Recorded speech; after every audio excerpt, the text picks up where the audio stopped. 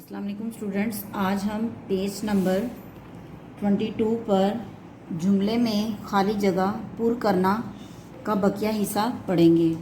चलें स्टार्ट करते हैं।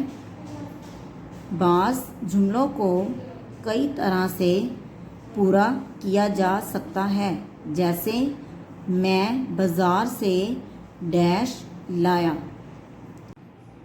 यहाँ खाली जगह पर किताब, आम, सौदा, सब्ज़ी या कोई और लफ्ज़ लगाकर जुमले को पूरा किया जा सकता है।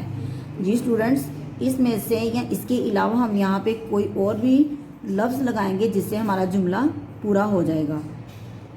इस तरह पूरे किए हुए सारे जुमले दुरुस्त होंगे।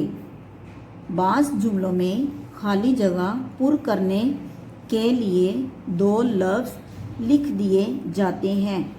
इनमें दुरुस्त लफ्ज़ चुनकर खाली जगह में लिखना होता है। ऐसे जुमलों में सिर्फ इन दो लफ्ज़ों ही पर गौर करना चाहिए।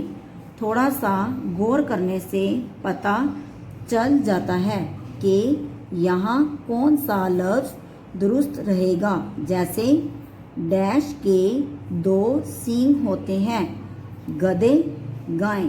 स्टूडेंट्स, यहाँ पे उन्होंने हमें दो लफ्ज़ दिए हैं। इनमें से हमें देखना है कि थोड़ा सा सोचेंगे तो हमें पता चलेगा कि यहाँ पर किसके दो सींग होते हैं।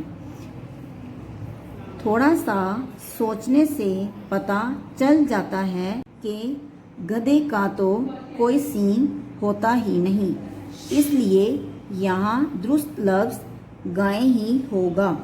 यहाँ हमें बैल या भैंस के मुतालिक सोचना ही नहीं चाहिए।